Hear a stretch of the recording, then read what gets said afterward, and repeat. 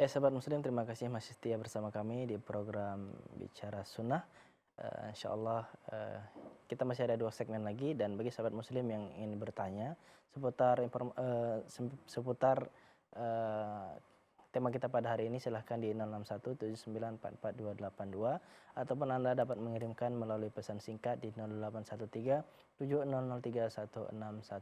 Insyaallah kita akan membacakan pesan singkat Anda di segmen terakhir pada program ini insyaallah.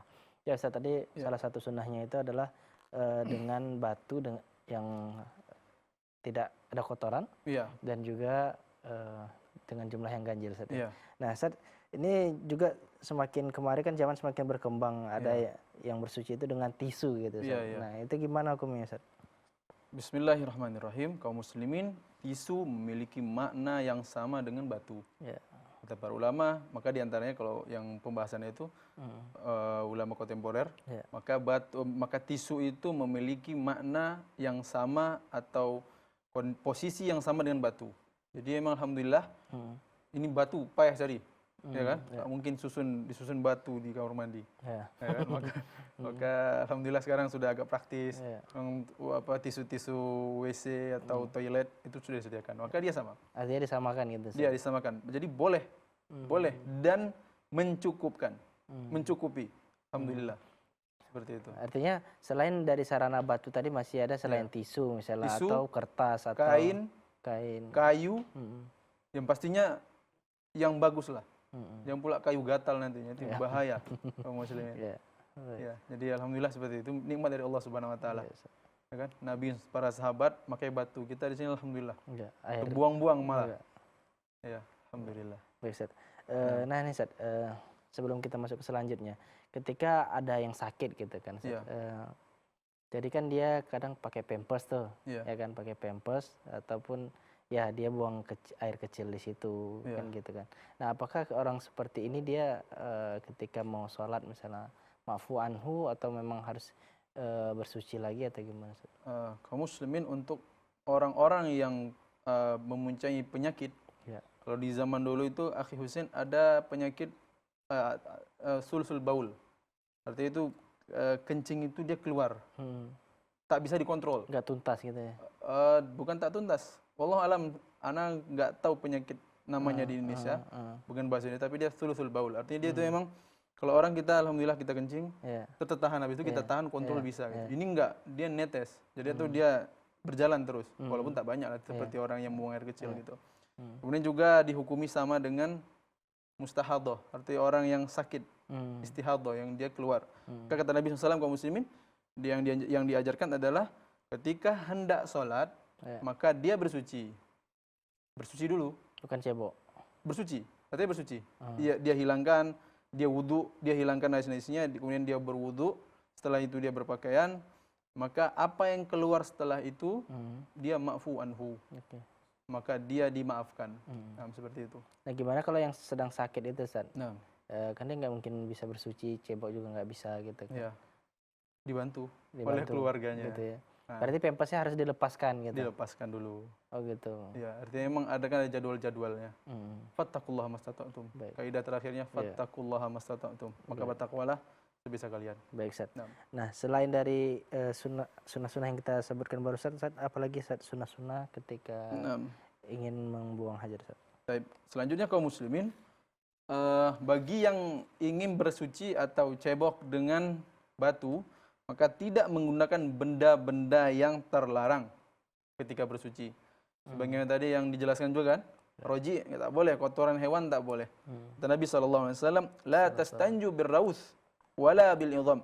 Janganlah kalian bersuci atau cebok dengan raus, kotoran hewan, dan juga jangan dengan tulang belulang. Idham, jama' adham. Fa innahu zadu ikhwanakum minal jinni. Sesungguhnya raus itu kotoran hewan dan tulang belulang itu makanan-makanan saudara-saudara kalian dari kalangan jin. Begitu. Jadi dari hadis ini selain kita tahu kaum muslimin tentang tidak bolehlah kita dengan bersuci atau cebok dengan barang-barang yang kotor atau tak baik, Di samping itu juga kita mengetahui dalam hadis ini, dengan hadis ini bahwasanya saudara-saudara kita dari kalangan jin itu makanannya tulang. Nah, tulang, kemudian hewan-hewan mereka, bahaim mereka itu makanannya kotoran hewan. Iya. Nah, seperti itu. Tapi saya pertanyaan kan kalau sekarang Iya. tuh siapa sih yang mau cebok dengan kotoran atau dengan tulang gitu Iya. kan ya Ustaz, ya. Alhamdulillah. Cuman inilah pembahasan Iya, pembahasan. iya, Ustaz. Karena ini terjadi Iya. dulu. Karena mungkin sebagian kaum muslimin dulu Iya. ketika tak dapat batu dia kayak tadi lah. Nabi SAW minta dia carikan 3 batu. Dia datangkan 2 batu dengan 1 kotoran. Iya. Nah, maka itu yang perlu diingatkan oleh Nabi Sallallahu Alaihi Wasallam. Sallallahu alaihi wasallam. Baik Ustaz, sunnah selanjutnya Ustaz apa nih Ustaz? Baik, selanjutnya kaum muslimin adalah tidak berzikir atau mengingat Allah Subhanahu wa taala dengan lisan. Dengan lisan ketika membuang hajat. Nah, jadi kalau kita kaum muslimin mau buang air kecil atau ketika buang air kecil jangan bertasbih. Jangan mengingat Allah dengan lisan ya. Iya. Mengingat Allah dalam hati baik. Iya. Tapi dengan lisannya sampai pula ada pendapat mungkin saya nggak tahu ya kadang-kadang ada orang-orang yang aneh-aneh pendapatnya. Bolehnya apa? Bagusnya bertasbih, ya kan? Alhamdulillah, alhamdulillah ketika buang hajat. Nah, ini nggak betul. Kamu mau ngelarang orang berzikir pada Allah? Iya. Bukan masalah berzikir Allahnya ketika buang hajat, kenapa harus berzikir kepada Allah? Nah, seperti itu. Nah, atau buang air besar juga berzikir kepada Allah, maka jangan. Ini kaum muslimin sebagaimana pernah terjadi hadis yang diriwayatkan oleh Ibnu Umar radhiyallahu anhu bahwasanya ada sahabat yang mengucapkan salam kepada Nabi SAW yang mana Nabi itu sedang buang air kecil. Assalamualaikum. Ya kan? Balas sunnah kita, kewajiban kita untuk menjawab salamnya. Tapi Nabi diam. Nabi diam. Apa mau kita bilang, wah Nabi ini enggak sunnah? Enggak seperti itu kaum muslimin. Ada kondisi-kondisi yang memang tidak tepat.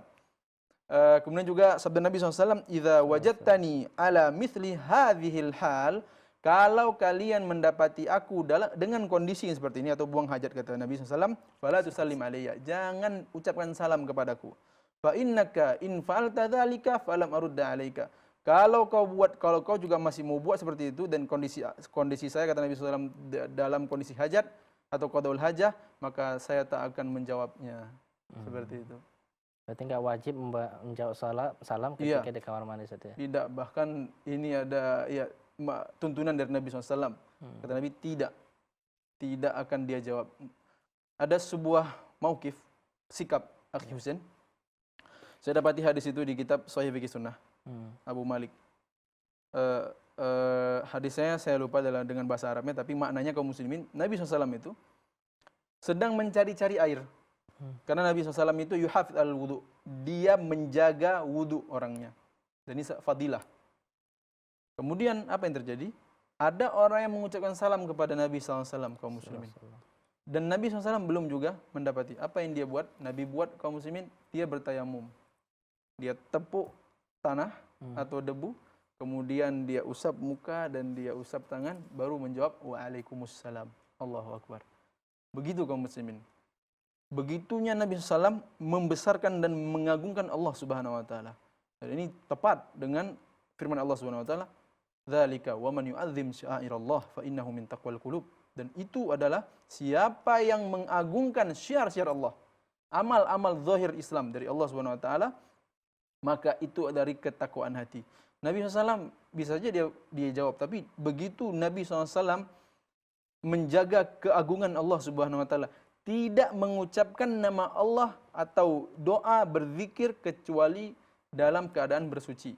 Nah, dia tak dapat air, kesusahan mencari, tapi pada akhirnya dia tepuk untuk bertayamum dan itu pengganti daripada air, kemudian menjawab doa atau menjawab salam dari orang yang bersalam kepadanya. Betul, akhi. Apakah itu termasuk sunnah juga, Ustaz? Ya, itu pasti sunnah. Artinya dan kita sebagaimana kita pahami dasar kaum muslimin, sunnah itu adalah apa yang dibuat oleh Nabi SAW, baik itu perkataan, perbuatan, sifat dan ketetapan. Dan kita juga jelaskan bahwasanya sunnah yang kita maksud ini adalah masih umum, baik sunnah yang dia hukumnya sunnah secara ilmu fikih atau sunnah yang dia itu berhukum wajib. Nah, seperti itu. Baik, Ustaz. Nah, Ustaz, Selain dari apa tadi Ustaz? Ya. Tidak menjawab apa? Tidak berzikir tidak ketika qadaul hajah. Ya. Tidak berzikir ketika membuang hajat. Dari hadis ini juga kaum muslimin disimpulkan tidak berbicara ketika membuang hajat. Baik Ustaz. Ah, Baik Ustaz. Ya. Sunnah selanjutnya adalah tidak berbicara Ya. ketika Membuang hajat. Namun Ustaz, Ya. insyaallah kita akan lanjut kembali Ustaz setelah pesan-pesan berikut ini.